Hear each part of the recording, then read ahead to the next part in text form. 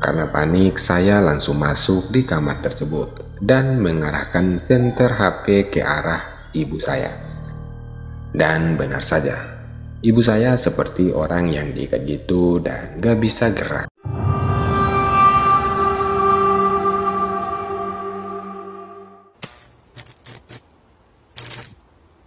Assalamualaikum warahmatullahi wabarakatuh dan selamat datang di Zona Horor. Di episode kali ini saya akan menceritakan salah satu kisah horor yang dialami oleh ibu saya sendiri. Ceritanya seperti apa?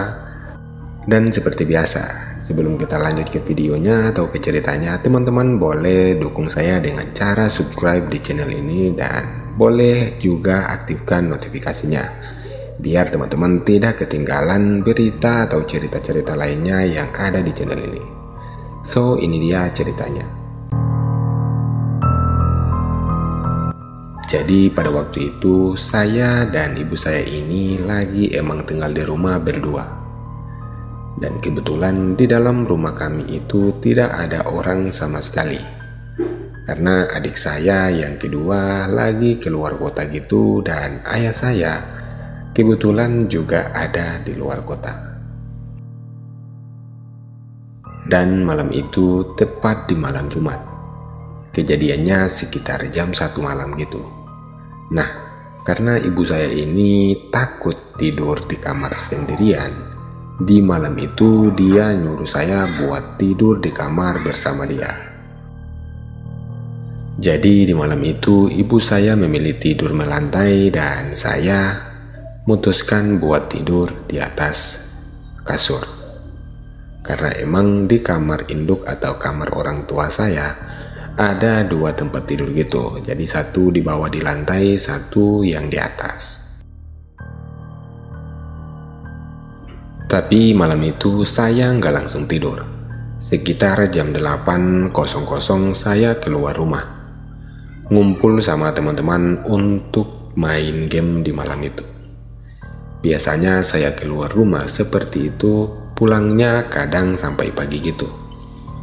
Tapi karena emang malam itu saya berpikir bahwa di rumah tidak ada siapa-siapa, alias orangnya itu pada keluar semua, dan akhirnya saya pun memutuskan buat pulang cepat di malam itu.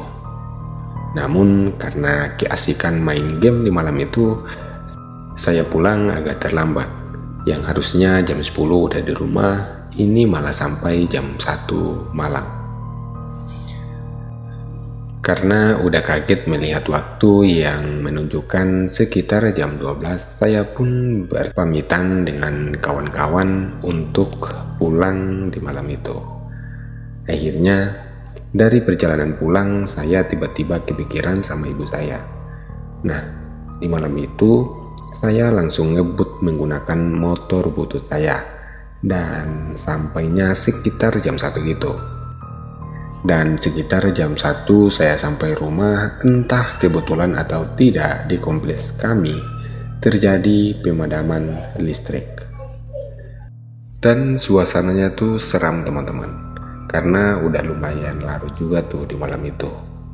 Ditambah lagi suara anjing yang terus-terusan menggonggong di sekitar rumah kami tersebut. Dengan berbekal senter HP yang saya punya, akhirnya saya mulai jalan perlahan-lahan menuju kamar orang tua saya. Dan ketika saya sampai di depan pintu, dari kamar yang ditiduri oleh ibu saya ini terdengar seperti ada suara ibu saya yang seperti orang yang susah bernapas gitu. Kadang-kadang terdengar seperti ngorok tapi bukan ngorok. Karena takut terjadi apa-apa dengan ibu saya, karena terdengar napasnya itu berat sekali di telingaku. Akhirnya saya bangunkan ibu saya dengan membaca bismillah. Ibu, bangun bu. Akhirnya ibu saya terbangun. Dan dilihat dari raut mukanya terlihat sangat takut. Saya tidak melihat, tapi saya begitu merasakan ketakutan yang dirasakan oleh ibu saya dari mukanya. Saya pun bertanya, Ibu nggak kenapa-napa kan? Ibu pun menjawab dengan suara yang ngos-ngosan. Ibu tadi ketindisan makhluk yang sangat menyeramkan, Nak. Dan saya berusaha buat menenangkan ibu malam itu. Tak lama dari kejadian itu, lampu pun hidup kembali. Saya langsung ke dapur ambil segelas air buat diberikan ke ibu saya, biar dia lebih tenang aja dulu. Setelah saya ke dapur dan mengambil segelas air untuk ibu saya di situ mulai kepo tuh tentang apa yang dilihat oleh ibu saya waktu ketindisan. Nah, ibu menceritakan hal yang sangat di luar pikiran aku. Yang saya pikir dia ketindisan makhluk yang mungkin biasa-biasa aja, tapi malah berbeda dengan apa yang saya pikirkan.